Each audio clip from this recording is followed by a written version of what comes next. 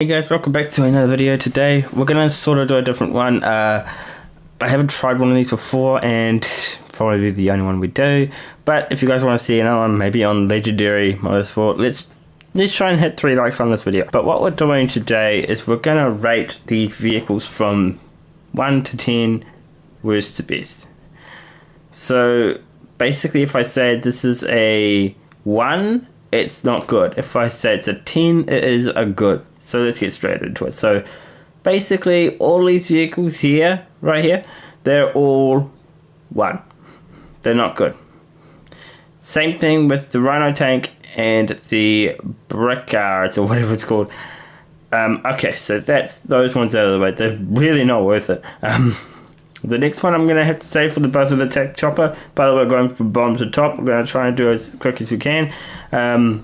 We're going to rate this one, I'd say about a 8. Yeah, an 8. Because this vehicle is one of the most tried and true vehicles of the game. And honestly, most people should try and get this vehicle first when they try and start GT Online. It's a great way to just travel around the map without needing the Oppressor Mark II. Okay, what have we got next? We've got the Dubster 6x6. Let's start with that. I'm going to say maybe a 5, because you got a lot of people to transport, but you don't have any armor protection or anything like that. This vehicle doesn't have many upgrades. It's just kind of you know? Straight up 1, garbage. This one is a bit of a 9. I want to say a 9, because this one can actually survive a blast from a rocket. And it's got pretty good bullet protection, but not the best. So that's why it's a 9, it's not a 10. Let's go to these ones, I guess. So we've got the Mesa and the Prison Bus. They're both garbage. Don't even get them. Same thing with the Boxville. It is garbage. The Savage, I'm going to say roughly around maybe an 8. Like, it's got good weapons, like the explosive cannon, unlimited missiles and stuff like that, but where this thing falls short on is speed and its size. This thing is massive. It's not like you're gonna fit this thing in many locations. So yeah, that's why this one is actually I forgot. So let's go on to the Mule. Straight up garbage vehicle. Don't get the Mule. Okay, here we go. The Valkyrie, I'm going to give it a 5. The Hydra, I'm going to give it a 7. The reason I'm giving this one a 7, it may have some good features like Voltron mode, explosive cannon, but there's some things where it falls short on. It doesn't have unlimited missiles. It's not the fastest plane in the game, but I did say 7 because it's probably the cheapest jet you could get for like self-defense and stuff. Insurgent, I'm going to give it a 5. It's got good bullet resistance and rocket resistance, but it's not the best one there. And I'll show you what the best one is a bit later on. Turn to the limo, we've got 1, don't even get it. Jet Sam, Cargo Bob, 1. Why would you get it when you get the Cargo Bob for cheaper? Just don't get that one. Get this one. It is nothing different really. It's just a look really. You're really paying about I'd say about 100, 200, about 300 grand for 200 grand for a different paint job. Is that really worth it? I don't think so. So we've got these 3 vehicles. They're all 1. Now you might be wondering why I put the Ruiner 2000 as a 1. It's got a ridiculous price tag. It's not got any rocket resistance. It's expensive, like I said before. The miniguns are not good, and the only good thing it has going for it is that it has a bunny hop feature. Honestly, there's a lot better vehicles that have that kind of feature. The Rocket Voltic, it may have good speed, it may have a jet engine, but it's just not worth it. There are so much better ones than that. We've got the Blazer Aqua, 1, garbage, don't get it. Armored Boxville, garbage, don't get it. Wastelander, don't get it, it's garbage. Technical Aqua, custom, don't get it. It's garbage. So they're all 1. The Phantom Wedge, it is a good vehicle. It's really good for just pushing things out of the way. You can get a lot of missions done with it. I've gotten a few missions done with it myself. So I'm going to rate it maybe the first 10. I don't know. I just feel like this is the best one. And I'm going to give this one a 5. Because it doesn't have the towing feature on it. But it has the exact same function as Phantom Wedge. The technical. I think this is the one where you can change it to technical custom. It's not worth it. I'm just going to say it right now. Don't get it. It's not worth it. The Insurgent pickup, another 10. Great vehicle. Good bullet resistance, good rocket resistance, and you can fire back at them. And if you make it the custom variant, you can make even more armor onto it. The ballistic equipment. 1. Don't get it. The anti-aircraft trailer, I guess it's good in free mode, so I'll give it a 7. The weaponized tamper, I'm going to have to say maybe a 6. The only reason I'm giving it a 6 is because you have to unlock a whole lot of stuff for it in the gun running DLC, and it's just not worth it. Same thing with this, I'm going to give it a 6. Same exact reason for the weaponized tamper. You're going to have to just unlock a whole bunch of features from it. It's just not worth it. Okay, let's go to the half track. The half track, I'm going to have to give it maybe a 8. The reason for the 8 is because it's got good bullet resistance, it's got good rocket resistance, it's got good weapons. You can add another 2 weapons onto it, but the only weird thing is with that is that you're going to have to actually pay for it, and you're going to get lucky.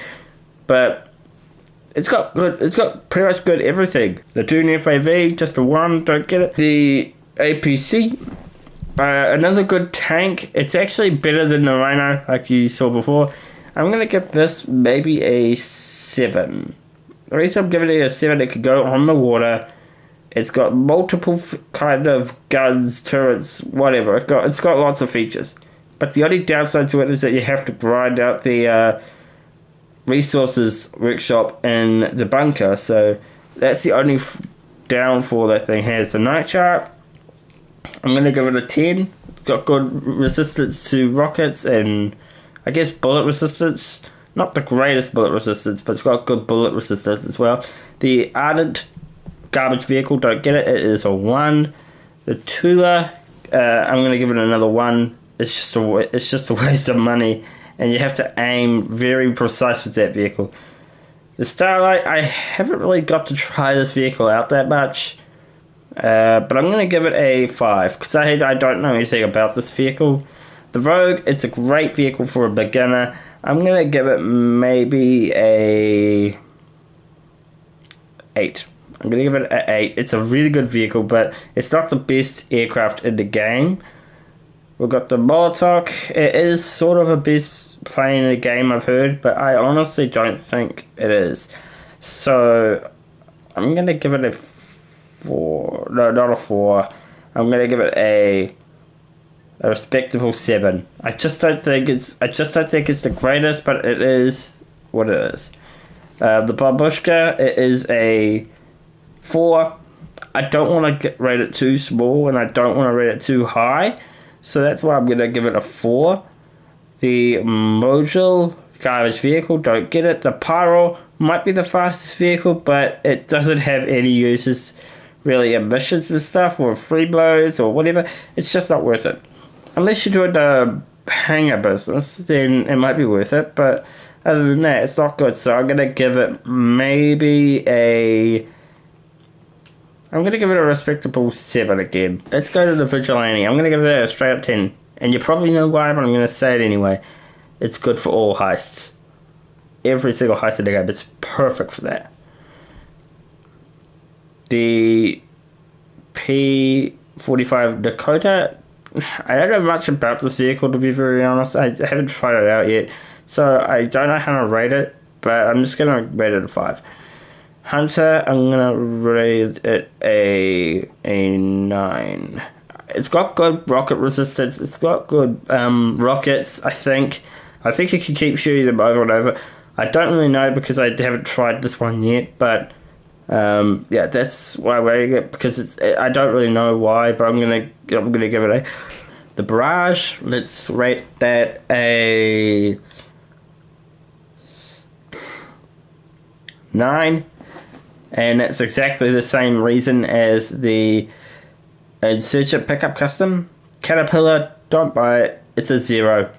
The P996 Laser, not the worst vehicle, but don't buy it.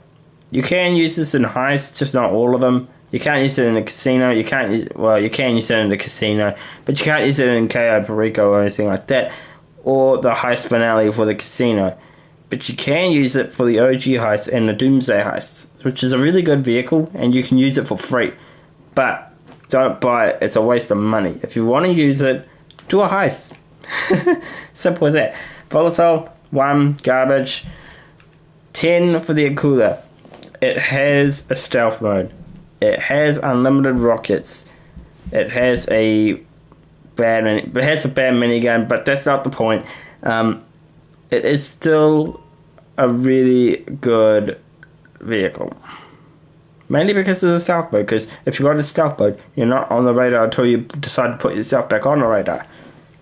The right control van, not even with a score, but I'm going to give it a 0.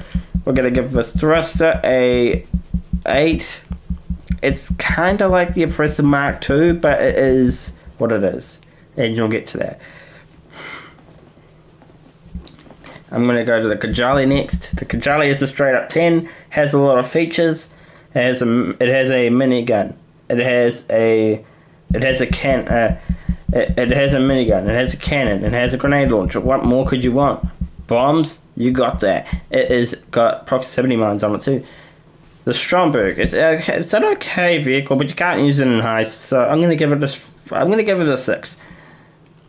I'm going to give the Deluxo the same score as 6, because you can't use it in heists, but you can use it in free mode, which some of those free mode missions it can be good for. Same thing with the Stromberg, I guess. The Caracara, bad vehicle, don't get it. 1. The Mule Custom, 1, don't get it. The Oppressor Mark II. Now, everyone knows what score I'm probably going to give this. I'm going to give this a 8. The reason I'm giving it an 8 is, well, for one personal reason, which I don't like the vehicle, but the other reason is this vehicle is basically the griefing machine. It also is one of the best vehicles to get around the map, good for free mode jobs and all that other stuff. The Beer Limited Strike Force, straight up 1. I don't even think it's worth a rating. The Pounder Custom, if you're doing a nightclub business, I guess it could be a 10. The Scramjet, I'm going to give that a respectable 7. The Menacer, 1, don't get it.